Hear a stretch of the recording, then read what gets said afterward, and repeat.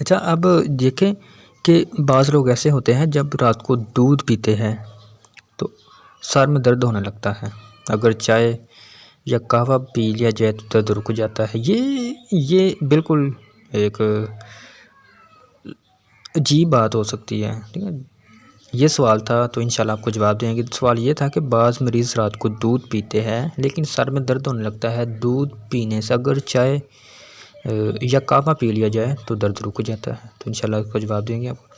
دیکھیں، چونکہ دودھ کی تاثیر سرد ہوتی ہے، اب یہاں پر آپ کو سمجھنے کے لیے نئی بات ملی ہے، دودھ کا مزاج سرد ہوتا ہے جس کی وجہ سے بلغم پیدا ہو کر درد سر شروع ہو جاتا ہے۔ اس کے برعکس اگر چائے پی لی، چونکہ چائے خشک تاثیر رکھتی ہے، چائے کا مزاج خشک ہوتا ہے، اس لیے درد نہیں ہوتا، کیونکہ خشکی کی زیادتی سے عضلات میں سکیڑ ہو کر گرمی اور جلن پیدا ہوتی ہے۔ یاد رکھیں، جہاں پر گرمی ہوگی وہاں پھیلاؤ ہوگا، اور جہاں پھیلاؤ ہوگا وہاں درد نہیں ہوگا۔ یہ میں آپ کو چھوٹی سی ایک مثال بھی دے دیتا ہوں کہ اگر آپ کسی چیز کو گرم کریں تو وہ پھیلتی ہے، اگر سردی میں رکھی جائے تو سکڑتی ہے کوئی بھی چیز۔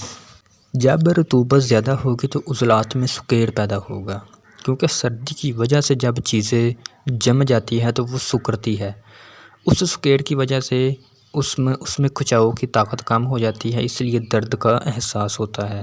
چونکہ چائے خشک ہوتی ہے، قہوہ یا چائے، اس لیے عضلات میں سکیڑ پیدا نہیں ہوتا بلکہ گرمی پیدا ہوتی ہے، جس طرح انسان بہتر محسوس کرتا۔ بعض کو تو آپ نے دیکھا ہوگا کہ چائے پینے سے انسان کہتے ہیں کہ تھکاوٹ اس کی ختم ہو گئی ہے۔ کیا وجہ ہے؟ وجہ یہی ہے کہ چائے چونکہ خشک تاثیر رکھتی ہے اور خشکی آہستہ آہستہ گرمی میں تبدیل ہوتی ہے۔